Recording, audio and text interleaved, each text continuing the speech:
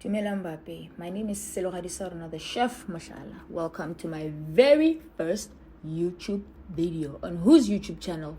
This girl's YouTube channel.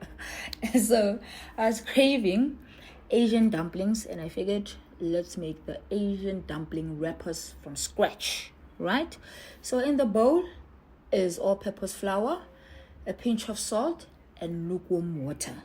We're just gonna mix everything together until it gives a consistency of let's say sand, right?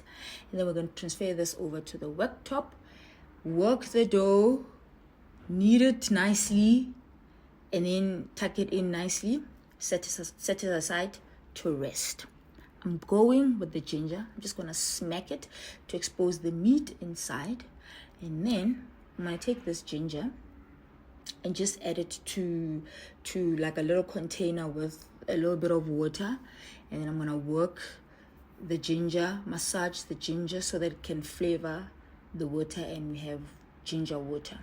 So what we're gonna do with this ginger water is to add to the meat to just dial down the meatiness of the meat. I know it sounds crazy, but yeah, that's how the Asians do it, so we're doing it too. Right, so we're gonna start with the beef. I just minced this in a food processor until it gave the consistency that I wanted, like minced beef basically, because I need to work this until it looks a little bit pale. So in the meat, I just added salt and I'm working the meat, right? Adding the ginger water to just dial down the meatiness, the gaminess of the meat, and I'm working the meat in one direction basically to extend the protein strengths, right? So that when you bite into the dumplings, they're just so nice and juicy and just slippery, right? So I'm just working the meat, and then you'll see we're going to do the same thing to the chicken.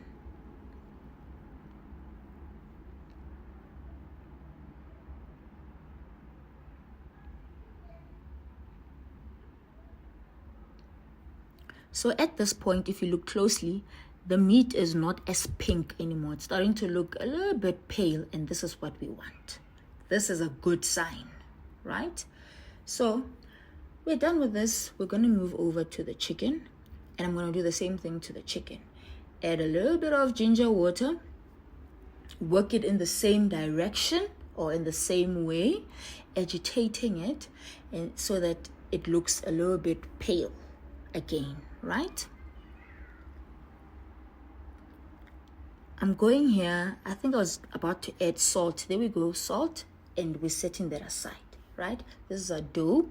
I just divided it into two, divided the twos into more twos, that gave fours, and then I didn't have a Asian roller, an Asian, so I just decided, let me just go with the biggest roller that I have. So I'm cheating here. I'm using a cookie cutter, right?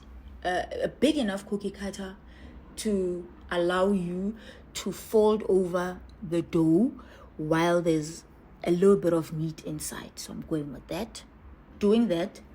And then while I'm doing that, I'm basically putting them under like a damp cloth, right? Or like a cling wrap, like I was doing here.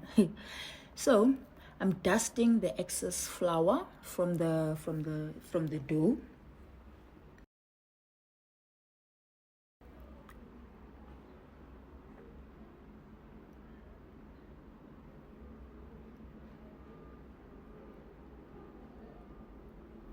So here I had started filling the wrappers.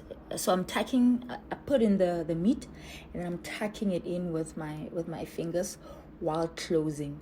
And I just used a little bit of water just to ensure that the dough folds over itself and it secures and then doesn't open in while I'm boiling it, right? So I'm doing that. I did it with the chicken and I did it with the beef also.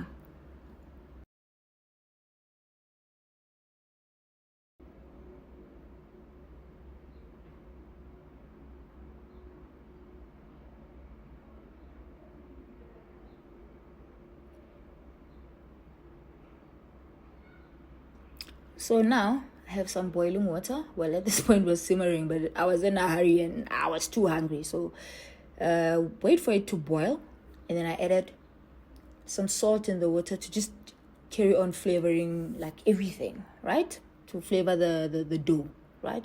So I'm going with the dumplings in there. And how you're going to know that the dumplings are ready to come out is they're gonna start floating, right? So now they're all the way at the bottom of the pot, and when they're ready, they're gonna start floating like that. So I took them out and I was going with the second batch, right? So after that, I'm just lining this up in a pan, oiled pan, just lining them up closely to each other, like and then I'm going to transfer this to the stove, let them like brown on the one side, right?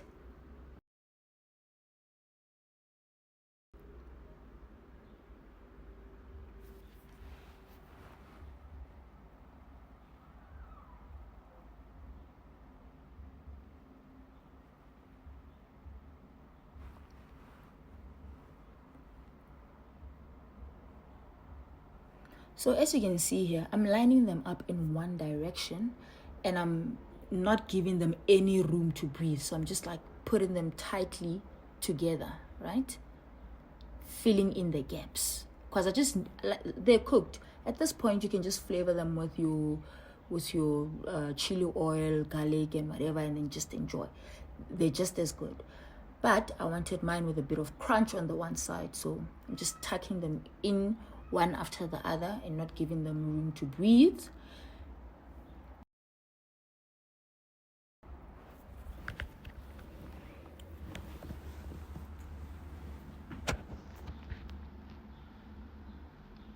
Giving them a little bit of a shimmy to ensure that the oil gets everywhere, like underneath all the pieces, so that they brown nicely, right? So transferred the pan to the stove, put it on a high heat just so the pan can just quickly get hot, and then I'm gonna turn it down to, like, so it was at max at 9, and then I'm gonna turn it down as I hear that sound, sizzling sound. I'm gonna turn the stove down to like a 5.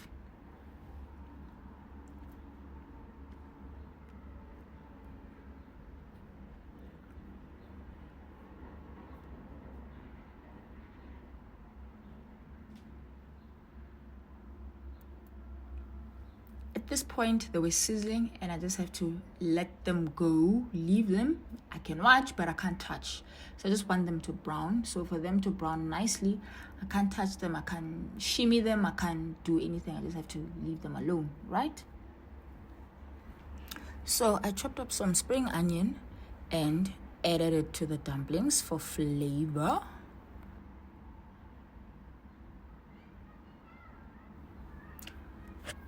So in the pot on the corner there, on the right, it's just oil, and I added some chili flakes. I'm adding that to the dumplings to give it to elevate the flavor. So it's chili oil, right?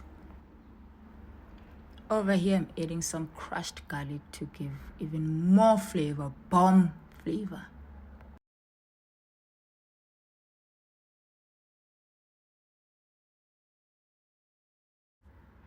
Mix all the flavorings together, all of the goodness together, and hey, good luck resisting to finish the whole bowl.